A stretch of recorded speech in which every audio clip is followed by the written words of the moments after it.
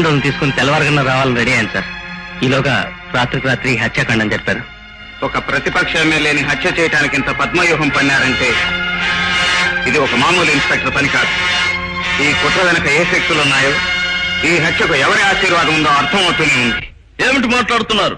ఎవరినో చంపితే మమ్మల్ని ఎందుకు నిలదీసి అడుగుతున్నారు?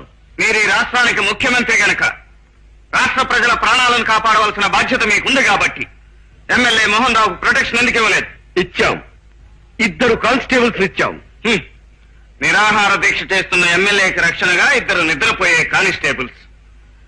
ఆ ఎమ్మెల్యేని చంపిన హంతకులకు అండగా ఒక జీప్ లోడ్ పోలీసులు, వాళ్ళకి తోడు ఇన్స్పెక్టర్. అవ్వా, నేనెక్కడ వెళ్ళాను సార్?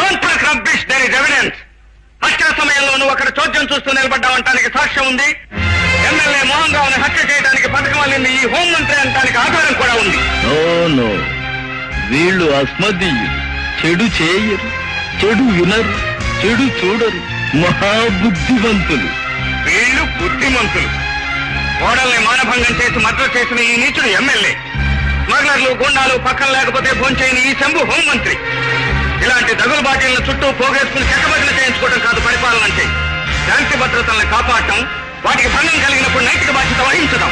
అయితే నీ ఉద్దేశ ప్రకారం ఈ సంఘటనకు నైతిక బాధ్యత వీళ్ళదేనంటావు. ఓకే, ఇన్స్పెక్టర్ భూషణాన్ని సస్పెండ్ చేస్తాం. సార్, పరాత్పరరావు శాసనసభ సభ్యత్వాన్ని వదులుకుంటాడు.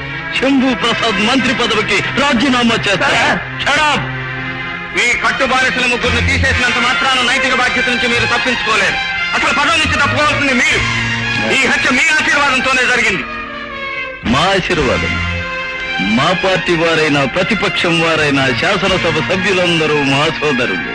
ఒక బ్రదర్ ప్రాణం తీయాలనే ఆలోచన మాకెందుకు వస్తుంది? మీకు ఓట్లు వేయలేదని నిరుపేదల గుర్తులు తగలబెట్టించలేదా?